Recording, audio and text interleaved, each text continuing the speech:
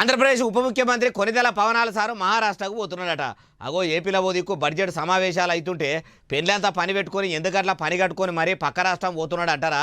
ఎందుకు పోతుండు ఏం కథనో అన్ని ముచ్చట్లు మనం కూడా మునుం బట్టి ఓదానెనక ఓట అరుచుకుందాం. పరి మహారాష్ట్రలో ఎన్నికల ప్రచారం జోరు అందుకున్నది కదా.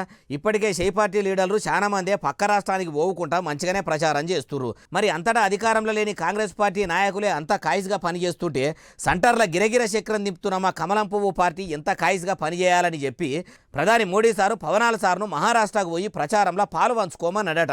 సినిమాల ఏషాలు ఏసి ఏపీ ప్రేక్షకుల మనసులే కాదు మహారాష్ట్ర ప్రేక్షక దేవుళ్ళ మనసులు కూడా గెలుచుకున్నారు. ఏపీలో కూటమి సర్కారు వచ్చేదందుకు ఎట్లా తిప్పలు పడ్డారో అట్లనే మహారాష్ట్రలో కూడా తిప్పలు పడితేరా అంటే ఆడ కూడా మన సర్కారే అధికారంలోకి వస్తుందా అన్నాడట.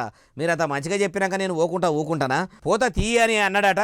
ఈ నెల 16, 17 తారీఖులు ఉన్నాయి కదా, అగో అక్కడికి పోయేందుకు ప్లాన్ తయారు పెట్టుకున్నాడట.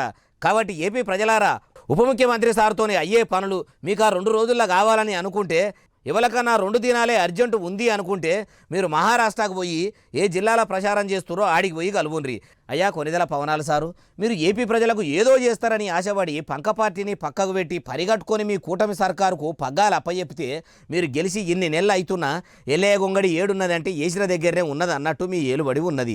ఈడి కోసలు ఏడనే పెండింగ్లో పెట్టి పక్క రాష్ట్రంకు ప్రచారానికి ఓవడితిరి. వెనకడ ఎవరో ఒక ఆయన కూట్ల రాయి తీయ శాత కాదు కానీ ఏట్ల రాయి తీస్తా అన్నడట. మీ ముచ్చట కూడా అచ్చం అట్లనే ఉన్నట్టున్నది కదా సార్ అంటుర్రు ఈ ముచ్చటిన్నోళ్ళు.